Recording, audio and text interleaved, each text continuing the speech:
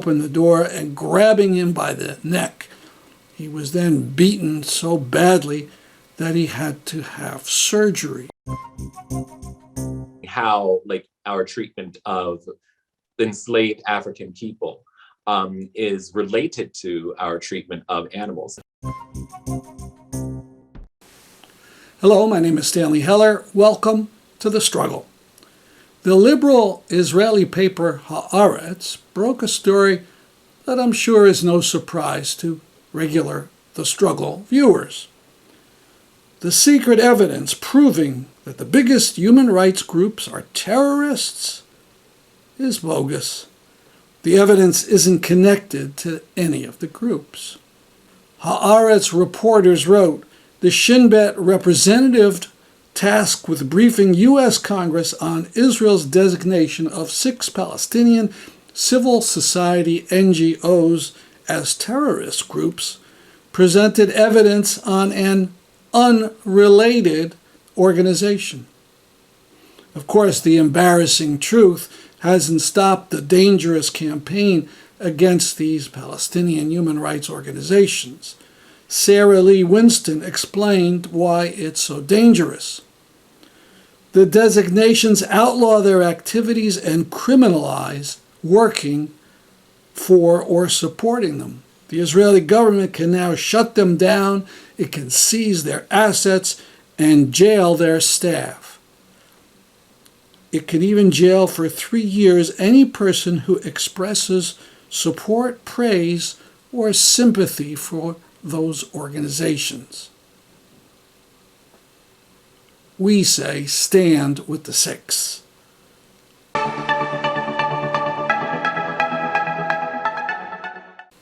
If you recall, last week we had 2 videos of Israeli authorities knocking down 2 Palestinian houses. When I reviewed the video, I noticed that both of the wrecking machines were produced by Hyundai. I sent the following message to the Hyundai Corporation. Last week I drove an hour to look at some Hyundai sedans. There were none in stock, but I was impressed with the literature. However, this week I watched some video of Palestinian homes being torn down. Emblazoned on the wrecking machines was the word Hyundai in large letters. How can you sell your machines to the Israeli state? You must surely know that Israel refuses to give Palestinians building permits. When faced with growing families, Palestinians build anyway. Eventually, Israel demolishes their homes. How can Hyundai be part of such cruelty? If I get an answer to my mail, I'll let you know. There's a new article in Haaretz about Ruger. This year so far, Connecticut-based Ruger guns have killed 8 Palestinians. In all of last year, it was only 1. For more about this, go to norugerstoisrael.org. Gideon Levy wrote a piece in Haaretz called Thou Shalt Bear False Witness. He writes about a police report of an arrest. The police spokesperson says, during the arrest, the suspect refused to open the vehicle door, and out of fear he would conceal evidence or hurt the police officers. The latter were forced to break into the vehicle and arrest him. Sounds reasonable, except that the Palestinian arrested had his phone running Facebook Live. And what we see is police yanking open the door and grabbing him by the neck. He was then beaten so badly that he had to have surgery. This man and his elderly mother, who were also in the car, were taken to the police station and interrogated, and then just let go. No charge, no warning, nothing. Gideon Levy reflects on what the Israeli police said. These are the crude, brazen lies of law enforcement. Police officers who lie with such unimaginable ease are even more dangerous than physically violent police officers. By the way, Gideon Levy was just awarded the highest press award in Israel. Here's another police incident, this in the U.S. from last year in Missouri. Hannah Pfizer was driving to her job at a convenience store, and she was pulled over by a policeman for a traffic offense. In this video from a nearby restaurant, the police officer is seen going over to her car, trying to pull the door open, and seconds later, smoke comes out of the car. The police officer said Pfizer refused to show him ID. She moved her right hand over her body to her left side, and she threatened to shoot him. The officer shot her 5 times and killed her. No gun was found on Pfizer or in her car. The deputy was not charged. And in the state trooper killing of Mubarak Solomon, the state's attorney in Connecticut still has not come up on a decision whether to indict, this after 22 months.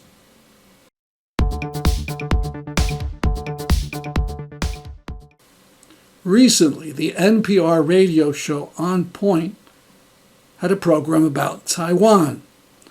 The professors who were the guests talked about the island and said it was important for U.S. interests and had to be defended militarily. The reason?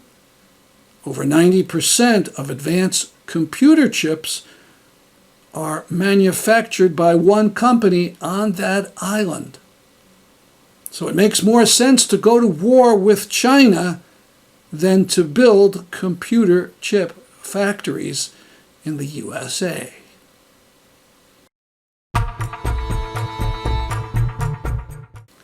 Promoting enduring peace's Shafer Lecture will be given by Chrisopher Sebastian this year, 2 p.m. on November 20th.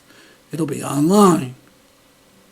I interviewed Sebastian last week, and we discussed how his ideas developed and how he believes veganism has enriched work for Black liberation. From London, the speaker will be Chrisopher Sebastian.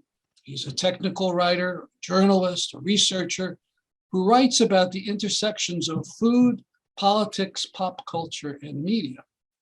He lives in New York City and Prague. He lectures on speciesism at Columbia University and is a board member of Peace Advocacy Network. Good afternoon, Chrisopher. Good afternoon. Thank you so much for having me.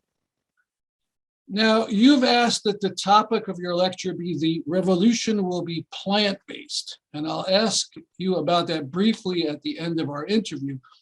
But if I may, I wanted to know about you, about how your ideas develop, and more about your life, at least to the start here. Where did you grow up? I was born in Philadelphia, Pennsylvania, and I grew up in North Carolina. A really large family. And so I am, if not by birth, then by my experience, a Southern boy. And I have been involved in Black liberation, or have been talking about Black liberation for a really long time. And much later in life, I was introduced to animal liberation and the importance of it, and the relevance of it to Black liberation struggles. Now, vegan is an important part of this discussion. Maybe we could start with a definition. I think most of our viewers know it, but a bunch don't. So what does vegan mean? Yeah, most people usually think of vegan as a way of eating or a diet choice. And that's one definition of being a vegan, just like removing animal products from your diet and minimizing or eliminating the consumption of animal products, which would include everything from meat to milk and dairy products to eggs, and honey. But like a more expansive understanding of veganism is the practice of anti-speciesism, which is understood as the bigotry that is experienced by animals from other humans. Mm. Now, was your family vegan or vegetarian? My family was not vegan or vegetarian. Everyone largely in my family is a meat eater. And I was myself first introduced to veganism in 2004. So that's not that long ago. I can't do the math in my head. 17 years. And That's right. where and how were you introduced? What Well, it's really interesting. Yeah, my first exposure to veganism that I can recall is like it actually was returning from a business trip to Las Vegas. I was actually in an airport in Phoenix on a layover headed back to Philadelphia. And I had picked up a book that I thought was a diet book, and it was called Skinny Bitch. And it was, of course, like not a very not a very like feminist or intersectional feminist like book to be reading at the time, but it seemed like a book that was framed around like weight loss. And when I started reading it, I actually came to understand that that the treatment of other animals, not just in our food system, but like the use of animals for entertainment, for experimentation, was absolutely abhorrent. And by the time I landed, I had I was completely vegan. And thankfully I was returning from a trip, so I didn't have much food to throw away in my refrigerator. But I had started to learn how to eat different things and incorporate the understanding that this violence was inherent in our food system into like all aspects of my life. How did that go along with your family? How did they react to your Very, very supportive on an individual level, but not so willing to adopt those practices themselves. So it was one of those things where this is very nice for you, but not so much for the rest of us. Of course, this was like it wasn't ideal for me, because I would prefer that like my family was like actively supportive. But by this time I wasn't living in North Carolina and I wasn't really surrounded by family members. So it didn't matter that much to me not having a physical family support system like in my life around me. So going back to that book, I mean, one book really had a huge influence. Who wrote that book? I don't even remember the authors of that book, because like although that book itself had a huge influence, it wasn't until years later that that I actively started getting into the politics of veganism and of and of animal liberation activism, because I read the book The Sexual Politics of Meat, written by Carol Adams. And this eco-feminist understanding of of animal liberation and of the practice of veganism is actually what framed my own politics, because that is what had sort of catapulted me into this interrogation of of if Carol Adams had done this expansive and almost exhaustive feminist framing, what were the radical politics of animal liberation in relation to Black liberation. And so I wanted to do a racial exploration. And so that had started me down an academic path that that for me has been an absolute roller coaster, and one that I found immeasurably fulfilling. And I'm really grateful to to her for that, and for her scholarship, and for the scholarship of all of the people that have already been doing this work for decades before I even realized it. Who are some of the other people whose books you read or you've met who've really influenced you? Well, one of the one of the primary books that I had read after Carol Adams' Sexual Politics of Meat was The Dreaded Comparison, which was written by Marjorie Spiegel. And The Dreaded Comparison, of course, is an academic book that lays bare the realities of the ways that we have historically and presently treated animals, and like the transatlantic slave trade, and how like our treatment of enslaved African people is related to our treatment of animals. And it is like this extraordinarily scalpel-like precise exploration of that uses like visualizations, that uses historical texts, and and a lot of really graphic and in some cases emotionally confronting language, that really made me aware of the ways that the ways that whiteness and white supremacy and the influences of colonization have transformed our relationships with other animals in a meaningful way. That was one of the first books, but like in looking at the history of the food system, because so much of veganism focuses on food, it how it's not just built on animal exploitation but human exploitation as well, made me realize that these are overlapping and intersecting things that cannot be explored individually or in a compartmentalized fashion. It made me really want to understand this holistically, and all of the policy decisions and all of the cultural and social and economic drivers that have created this system in which animals are oppressed, and also Black people and brown people, particularly in the United States, have experienced oppressions that that are all drawn on, or that all draw on the same well of influences. And so much of it is rooted in white supremacist institutions.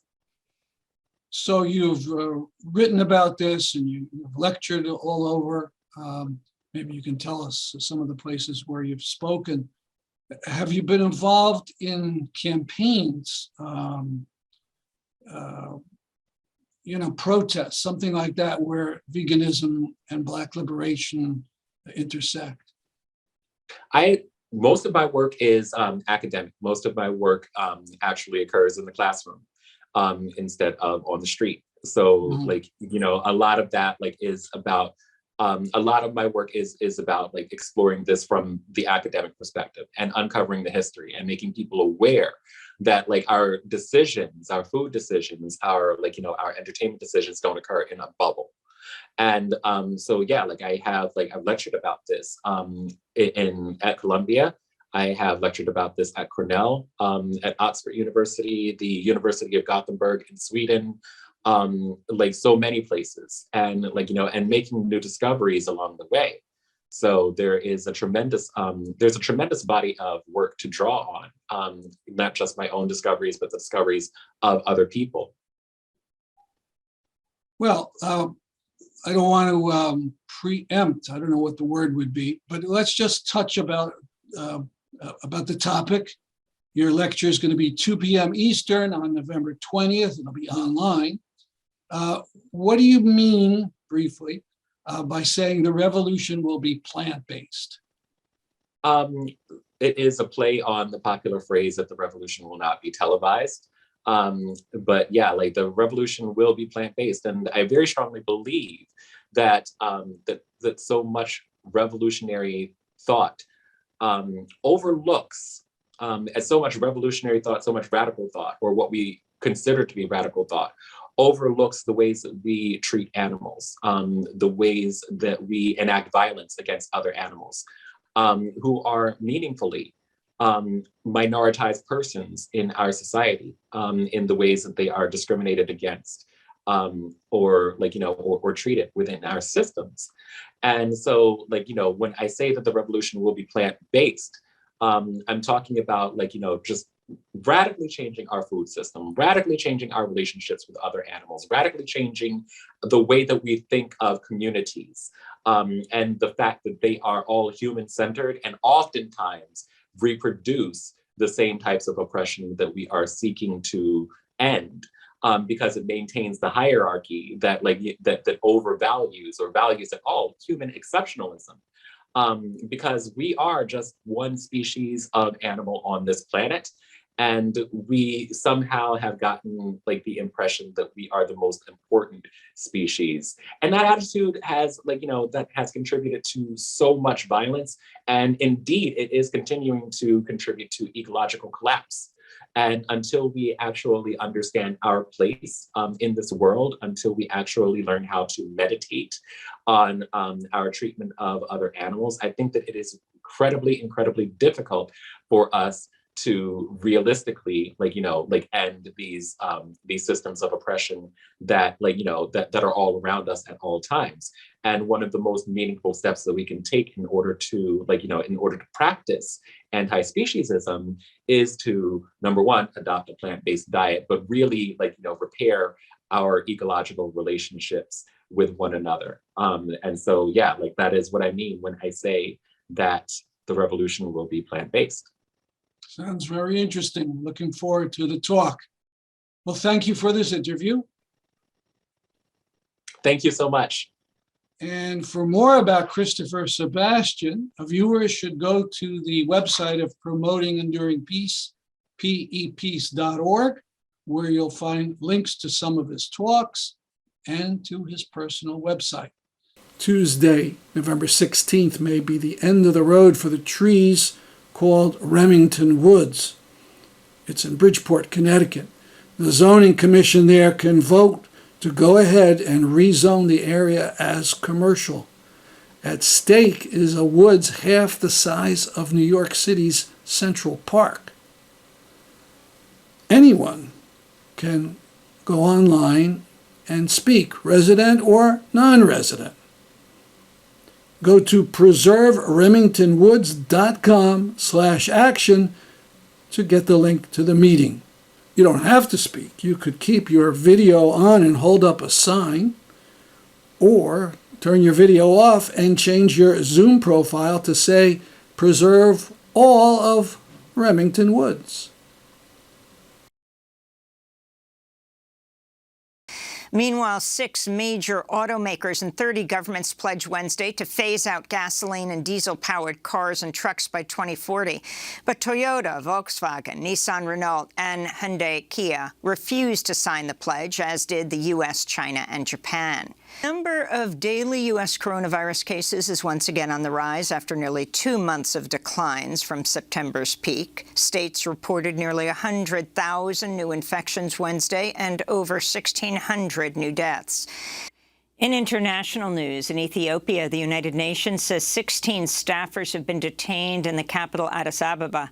At least 6 others have been released. It's unknown why they were apprehended. This comes as the UN warns Ethiopia could descend into a full-scale civil war as violence intensifies between the Ethiopian military and Tigrayan rebel forces after 1 year of conflict. The agency estimates over 7 million people urgently need humanitarian aid in northern Ethiopia alone, with some 400,000 people in Tigray already living in famine-like conditions. The UN says it's still not able to access those in need in Tigray.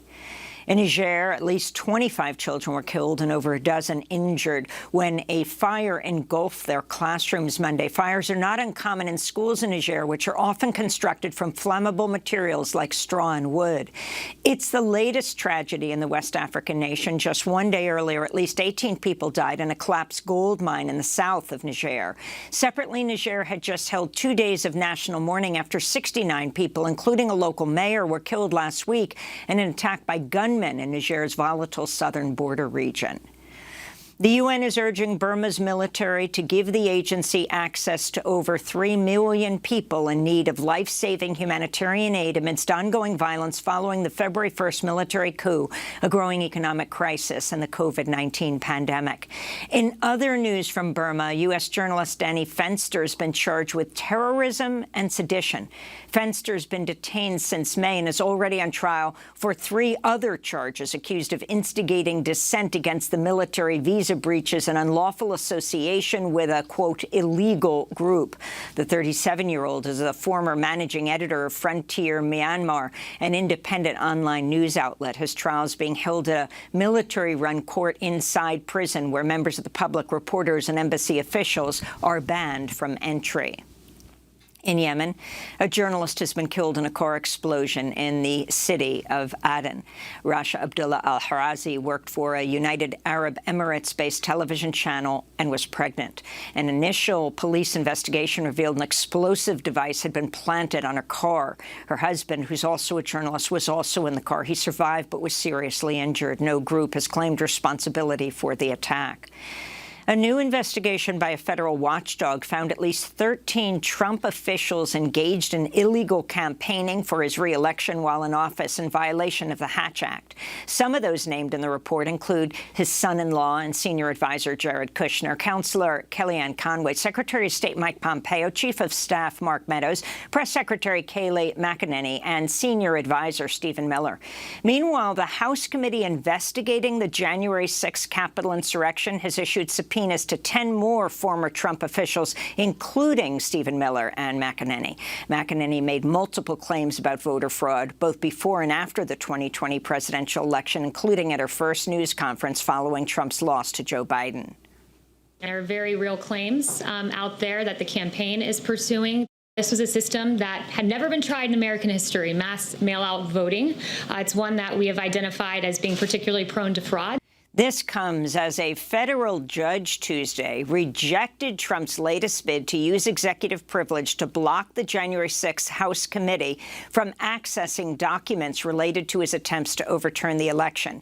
Judge Tanya Chutkan said, quote, "Presidents are not kings and Trump is not president." The National Archive is expected to release the documents beginning on Friday. And the Oklahoma Supreme Court has overturned a historic 2019 ruling against Johnson & Johnson, which ordered the company to pay $465 million for its role in fueling Oklahoma's opioid crisis.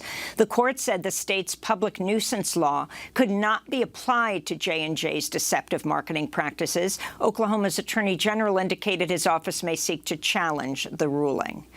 Finally, a new drawing by Mark Nelson of Mazen al-Humada, missing for over 613 days in Assad-controlled Syria. That's our program for today. See you next week at this time.